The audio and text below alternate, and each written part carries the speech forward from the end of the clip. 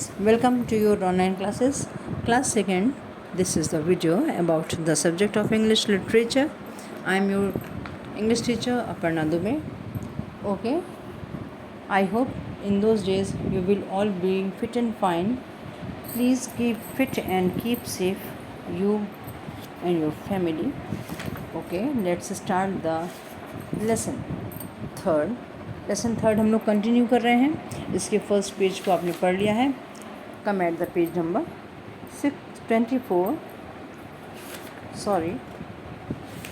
14. Come at the page number 14 और इस lesson का second and last part complete करते हैं. Okay, please use your earphones to hear properly and better understanding also. Okay, let's start. Mother applied medicine on the wound and bandaged it. Mother ने क्या किया, वो जो घायल चिड़िया थी, गौरैया थी, उसकी चोट को उन्होंने साफ़ किया साफ़ पानी से, और उसके बाद उसके चेहरे पर उसमें उन्होंने मेडिसिन लगा के बैंडेज कर दिया, यानी पट्टी बांध दी. Simi bought some bread crumbs and gave it to the sparrow. Simi गई, और बॉट मीन्स लाना, और ला करके उसने चिड़िया के लिए कुछ रोटी के टुकड़े ला करके चिड़िया को दिया, छोटे छोटे पीस करके खाने के लिए. The sparrow pegged at the crumbs. Sparrow क्या करने लगी, उसको भूखी थी, उसको चोट भी लगी थी, तकलीफ़ में थी, अब उसको आराम हो गया था और वो उसको खाने लगी. Simi gave it some water to drink.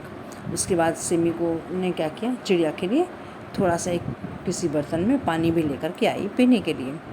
After 3 days, 3 दिन बीते.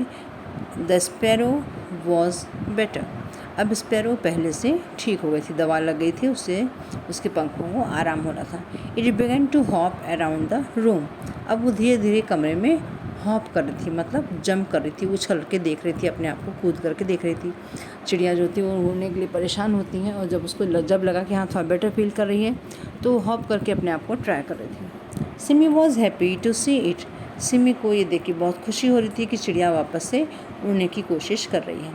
The sparrow hopped behind Simi wherever she went.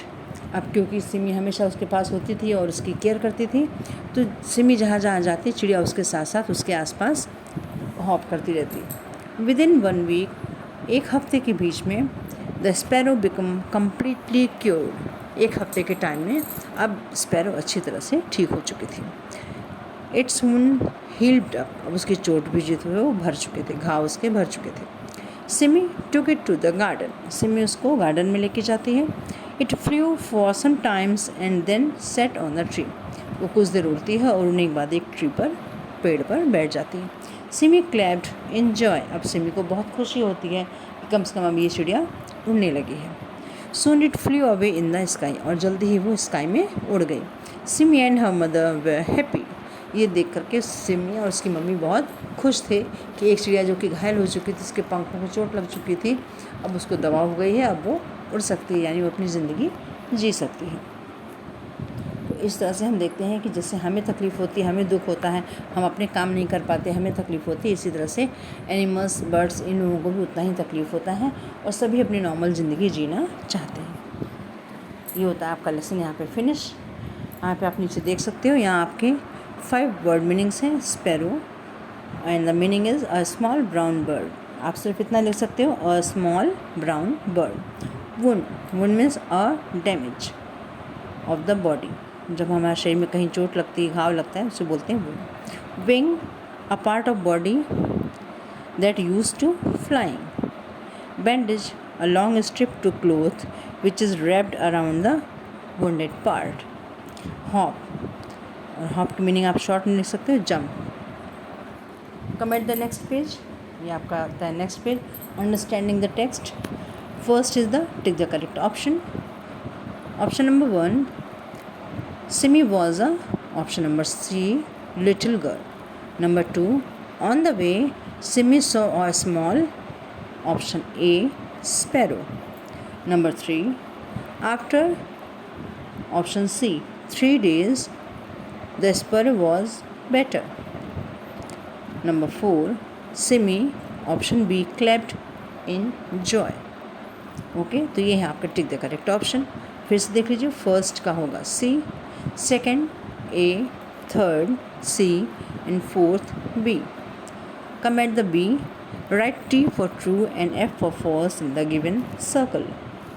Simi loved birds and animals. True. Simi saw a wounded sparrow on the way. True. Simi's mother applied some medicines on the wound and bandaged it. True.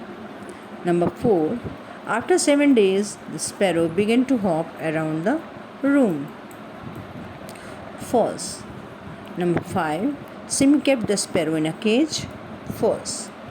ये भी आपका गलत है। Question answer आपका next video में होगा। इसके बाद आ जाइए, एक और पेज है पीछे आपके एक्सरसाइज का। Comment the page number 16। Word match the words column A with their opposites in column B. यहाँ पे आपको अपने अपोजिट के संग पेयर बनाना है। लाइक अ स्मॉल, स्मॉल का हो जाएगा ऑप्शन डी बिग। स्मॉल का विलोम होता है, उल्टा होता है, अपोजिट होता है बिग। इसी तरह से आप टुक, क्लीन, लव्ड, जॉय, इन सब के मैचिंग बना लेंगे और ये मैचिंग आपके सामने दी हुई है। ठीक है।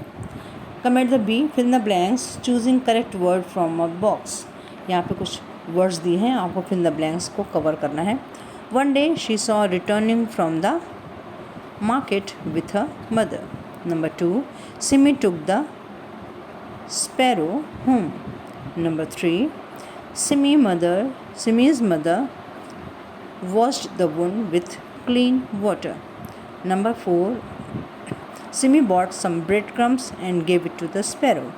And number 5, last, the sparrow hopped behind Simi whenever she went.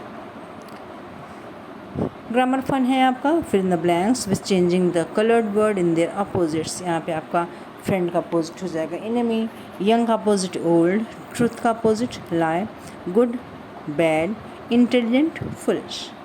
तो ये आपको अपने आप कर लेने हैं और देख करके ये सारे काम आपके जो एक्सरसाइज के हैं सारे के सारे बुक में ही होंगे। वर्ड मीनिंग और क्वेश्चन आंसर के लिए आप एक और वीडियो का वेट कीजिए। Till then take care and good bye.